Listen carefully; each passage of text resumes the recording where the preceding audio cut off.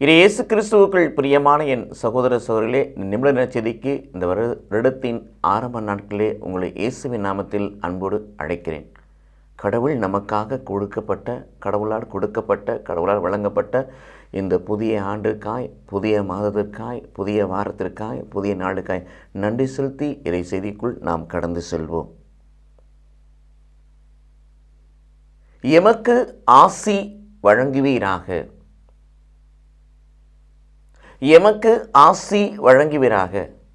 ஆசீர்வாதம் என்பது கடவுளால் கொடுக்கப்படக்கூடிய ஒன்று. யார் வழியாக ஜெபித்தாலும், யார் வழியாக மன்றாடினாலும், யாரிடத்தில் கேட்டாலும், யாரிடத்தில் ஆசித்தாலும்,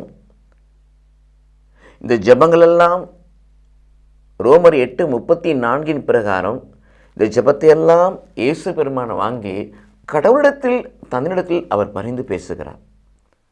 ஆகவே இவ்வாறு பரிந்து பேசப்படுகிற ஜெபங்கள் மக்களுக்கு விடுதலையாக, வல்லமையாக, ஆசீர்வாதமாக வரப்பட வேண்டும் என்று சொன்னால், வழங்கப்பட வேண்டும் என்று சொன்னால் பரிசுத்த ஆவின் வழியாகத்தான் நாம் அதை பெற்றுக்கொள்கிறோம். பாவ மன்னிப்பின் நிச்சயத்தை பெற்றுக்கொண்டு பரிசுத்தமான வாழ்க்கையை அடைந்த நாம் இறை வார்த்தையில் ஊன்றியிருக்க வேண்டும். இறை வார்த்தையில் ஊன்றியிருக்கிற நாம் ரோமர் 10:17 பிரகாரம் விசுவாசத்தை பெற்றுக்கொள்ள வேண்டும். விசுவாசத்தில் உறுதியாக இருக்கிற நாம் யோவான் 7:37-38 பிரகாரம் பரிசுத்த ஆவியானவரை பெற்றுக்கொள்ள வேண்டும். அந்த பரிசுத்த ஆவியை பெறுகின்ற பொழுது நாம் கடவுளுடைய பிள்ளைகளாய் மாறுகிறோம் என்று கலாத்தியர் 4:6 வாசிக்கிறோம். ஆக வார்த்தையின் வழியாக நம்பிக்கை, நம்பிக்கையின் வழியாக பரிசுத்த ஆவியானவர், அந்த பரிசுத்த ஆவியானவர் வழியாக வரங்களை, கனிகளையும், கொடைகளை கொடுக்கிற பரிசுத்த ஆவியானவர் வழியாகத்தான் நாம் இறைவனிடத்திலிருந்து, கடவுளத்திலிருந்து எல்லா ஆசீர்வாதங்களையும் பெற்றுக்கொள்கிறோம்.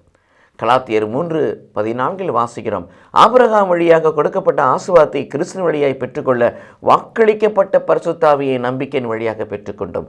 ஆகவே கடவுளே எம் மீது இறங்கி எமக்கு ஆசீர் வழங்கும் என்று நாம் மன்றாடினாலும் அந்த ஆசீர்வாதமோ யார் கடவுளுடைய ஆவியானவரை தன்னகத்தில் சுமந்திருக்கிறார்களோ அவர்களுக்கு அந்த பரிசுத்த ஆவியான வழியாக கடவுள் ஆசீர்வாதத்தை வழங்குகிறார்.